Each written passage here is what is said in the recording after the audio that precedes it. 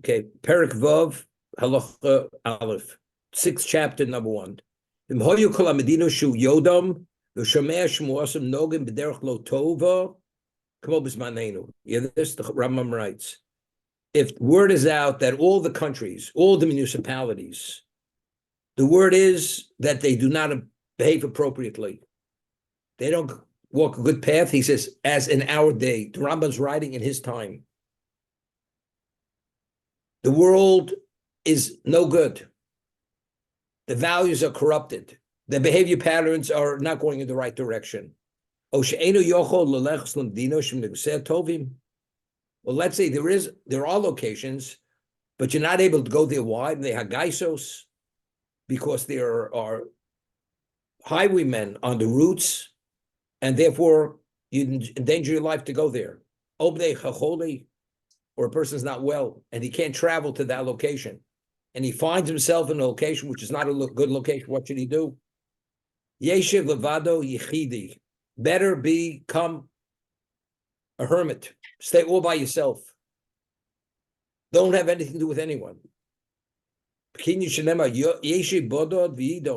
should stay in a bodod.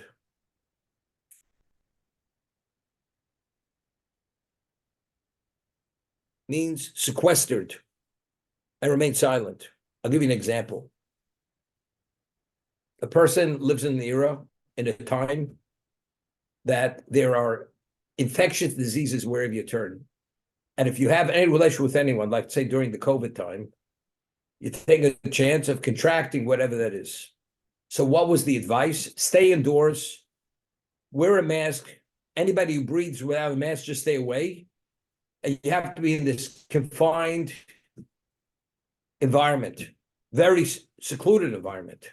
Does it make sense? Of course, if you want to live, you can't expose yourself to whatever that is. What was it called? In Russia, you had in the Ukraine, you had that atomic reactor where it melted down. And everything, there was radiation in the milk, in the vegetables, in the diet, and endless people came down with contracted cancer because of the heavy doses of radiation that was in everything. Let's you live there. What do? You have to escape. You can't stay there. Because the longer you stay there, the more you absorb that radiation. If you're in a community where people have contractable diseases, you're near a leper colony, and it's contagious. What do? You get as far as you can away from that colony. And that's responsible. So if you understand that your purpose in life is to be a refined spiritual human being or Jew, and your community you find yourself is, you cannot meet that standard. And regarding that, you become corrupted. And it will affect you negatively. What are you supposed to do? Go into confinement. You mean I should be all by myself? And if it would be a contagious outbreak of something, a cholera epidemic, you're not going to stay by yourself, knowing what it's going to cost you. It's the exact same thing. Many years ago, I once had a conversation with my mother-in-law, Shalom. The law is, according to Jewish law, anything that if a Jew ingests insects, you're in violation of Torah law. And broccoli, which you have the heads of the broccoli, if they're not really washed and checked properly, they're infested with tiny, tiny insects. And every insect you ingest, you're in violation of multiple negative commandments. And you have to know how to clean it well to get, if there are insects, how to really remove the insects from the broccoli heads, the florets. You have to really know how to do it. So there's certain organizations, companies, it's pre-checked broccoli. You can buy pre-checked, frozen, guaranteed there are no insects in those florets.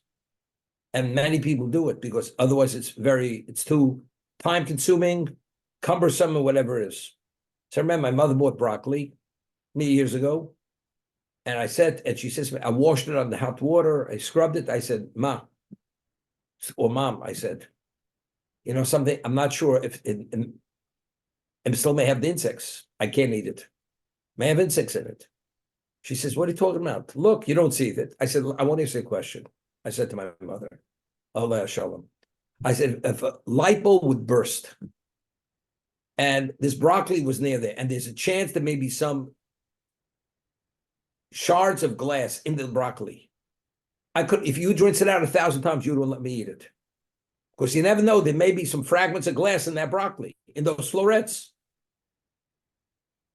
But you say, but you don't see it. Would you eat it? You wouldn't eat it. Of course, there's a danger. Maybe one of those fragments of glass may still be there and you're going to swallow it. The insect is no different. Well, I don't see it. Even though you don't see it, doesn't mean it's not there. So if there's a chance it may be there, you can't eat it. It's the exact same thing. We're not living in an era of cholera epidemic. We're not talking about polio epidemic. We're not talking this. But if it would be, you'd stay confined indoors. You'd go into confinement, into seclusion. So when it comes to your own spirituality, it's okay. But you may have a spiritual demise. So if you understand your value of spirituality and what God wants and the purpose of your life, you take every precaution not to be exposed to that, because the consequence is going to be something very, very severe.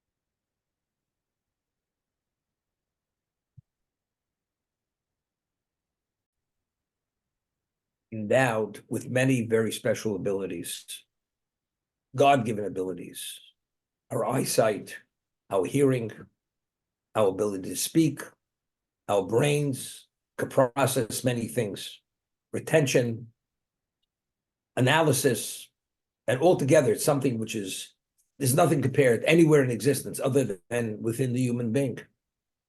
And if you hone those skills and develop those skills, you're able to bring about things which are not to be believed: creativity, discovery, phenomenal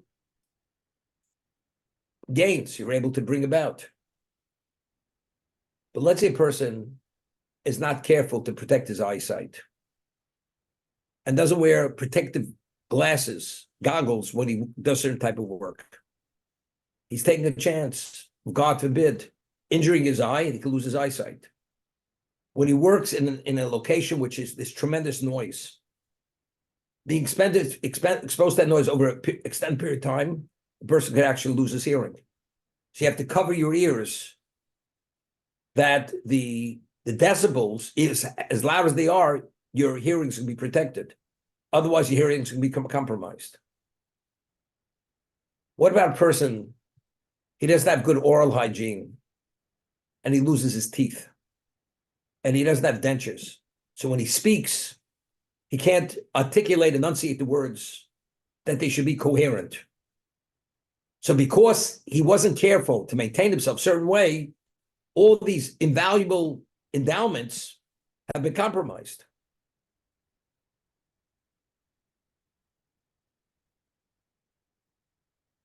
And if you weren't careful taking certain precautions and you're sustaining other injuries, your ability to use your hands may not be in place, or your legs, or whatever it may be.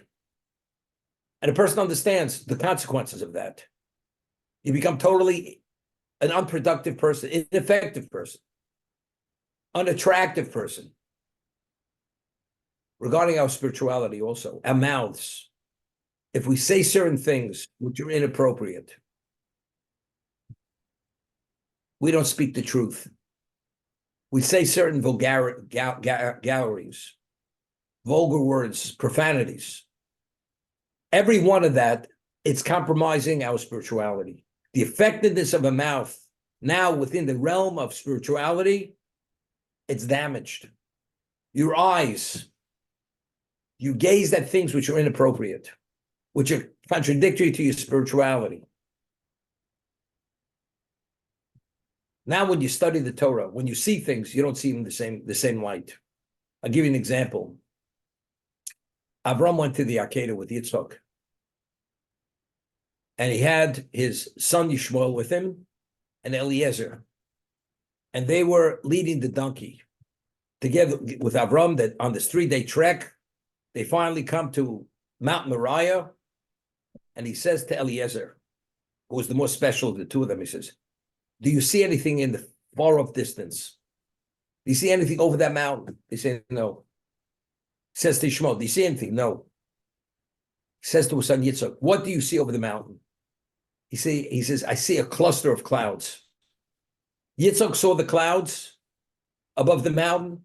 Eliezer and Yishmael did not see the clouds. Was that a visual issue? The ability to see that he was privy to. It's not something just in the physical. You had to have a special spiritual connection to be able to visualize what was on top of that mountain, which were these clouds. They were spiritual clouds.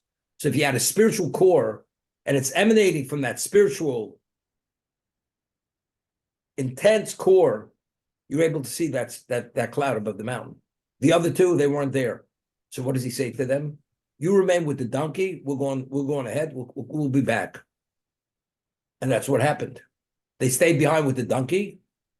Stay with the donkey. Donkey, as we always mentioned, the word chomer in Hebrew means material. You remain with the material. That because you're totally engulfed in material, you don't have the sensitivities to be able to appreciate and understand what that is. But Yitzchak, on the other hand, that he's able to see it, as Avram was able to see it, we're a different dimension of person. We're a spiritual being in a physical existence. That's what we are.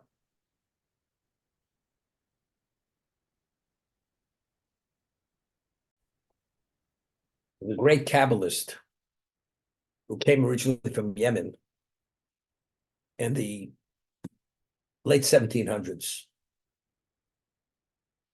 His name was Reb Shlomo Sharabi. Sharabi is a Yemenite name. Shlomo Sharabi. And he was a young man. He was 17 years old. And he came from Yemen. He walked. He walked from Yemen to Israel. He came to Yerushalayim. And as a 17-year-old young man, he already was a great Kabbalist. And he concealed who he was. And he comes, and there was a yeshiva in Yerushalayim, ancient Jerusalem, when Yerushalayim had very few Jews, talking about the late 1700s, mostly Sephardic Jews, but relatively speaking, a handful, very severe level of poverty. And the yeshiva was called Yeshivas Beis El. It was a Kabbalistic yeshiva. It was a yeshiva where they studied the Kabbalah at a very advanced level. And that's exactly where he wanted to go. So when he came and he met the head of the yeshiva, he applied for the position as caretaker of the Beis Medrash, to put the books back in, to clean up, to set the tables in place, the chairs in place. So the rabbi is able to give his lecture where everything's in an orderly setting. So he was an observant boy, but they thought he's a person, he could read Siddur, could read a verse of Chumash, nothing more than that. And he would sit in the back while the head of the yeshiva said the shir, and he would be putting away the books, piddling around. That's what they thought. But he was very attentive to what was being said by the head of the yeshiva. It's teaching Kabbalah on an advanced level. And one day, he's sitting there listening, and the rabbi asks a question. He has no answer. No answer. And he says, tomorrow, he's going to stay up all night working on it. Hopefully, next day, we may have some level of understanding. Okay? In the meantime, this young man, 17, 18 years old, takes a piece of paper or parchment, whatever it was, and he writes the question, and he writes a lengthy answer to the rabbi's question. And he puts it in the sefer, in the book that the rabbi was lecturing from. Next day, the rabbi comes in, he opens the book, and before he opens it, he says, I worked through all night. I'm at a dead end. Can't even begin understanding it. He opens up the book, he finds this parchment with the answer on the parchment. He's amazed. It's like a drop from heaven into the book, the answer to the parchment. Who could have written it? He didn't recognize the handwriting. None of the students, and this young man in the back, he's an ignorant, barely literate in reading Hebrew, therefore it couldn't come from him. Okay. A question. They learn a few more days. Again, he's confounded, confronted with a question. Again, what does he do? He leaves, confounded. This young man again writes the answer and puts it in the safe. Again, too much. Twice in a week, something which was irresolvable, and this man comes, he finds it was so elucidated. It's like this person has an understanding of the Kabbalah, which he hasn't yet seen somebody who having such a grasp of the Kabbalah. And it repeats about 4 or 5 times. They're becoming a little suspicious that maybe this young man in the back, he's more than what they think he is. He's more than just a caretaker. He's more than a janitor. And they call him over, and they say, excuse me, his name was Shlomo. Shlomo, do you recognize this? He says, no. And they gave him the 3rd degree. And finally, he admitted it was him. He was a young man, 18. The Rosh Yeshiva was old enough to be his father, the head of the yeshiva. He says, I'm stepping down, you'll become the head of the yeshiva. And he became the head of Yeshivas Mukubalim, the yeshiva of Kabbalists. He became the head. And there's a famous commentary on a siddur. It's called Siddur HaRashash, the siddur of Reb Shlomo Sharabi with all Kabbalistic understandings of the Tefillah. And what did he do? He married the daughter of the head of the yeshiva. And he every night he would stay up, learn all night. Deeply involved in the Kabbalah. Eventually he became a widower. I'm bringing this out, something has to do with the Seder. He became a widower. And when he used to stay up all night, there was a young woman, Jewish woman, single, that he would bring him a cup of coffee that he should be able to have in the middle of the night when he studied. So this young woman comes in, he was a widower. And she says to him, should I bring the coffee to you? It must be 2, 3 in the morning. He says, yeah, bring it. He says, how many should I bring? Should I bring 1 or 2? He says, why should I bring 2? I'm the only one here. He says, I saw somebody sitting with you, studying with you. He says, you saw somebody studying with me? Who did you see? He says, I don't know. There was somebody studying with him. This was Eliyahu Hanavi. Eliyahu Hanavi used to come every night and study with him the Kabbalah. And so he said to himself, if she had the merit to be able to see Eliyahu Hanavi, that means she's a very special woman. She has a soul, one of a kind. And he says he proposed to her that she should become his wife, and he married her. So Eliyahu Hanavi can be standing before your eyes. Unless you're spiritually attuned, you see nothing. But if you have that special dimension of spirituality, you see things other people don't see. The cloud over the mountain, the time of the Akedah, Mount Moriah. He asked Eliezer and Yishmael, do you see anything? They said, we see nothing. He asked Yitzchak, do you see something? He says, yes, I see a cluster of clouds over the mountain. Yitzchak, being that advanced spiritual person, he was able to see things with his eyes that the other people did not see. And when it's not a visual issue, you're visually in the physical sense. It's in the spiritual sense. It's a whole different capacity. And that's what this woman, you have people, Eliyahu Hanavi, come to the Seder. You don't even realize it's at your Seder. Because we don't have the merit, when we're not sufficiently spiritually attuned to notice that he's even there, but he may be there. May be there. And the great tzaddikim, the very holy people, he is there, and they know he's there. And they engage with him.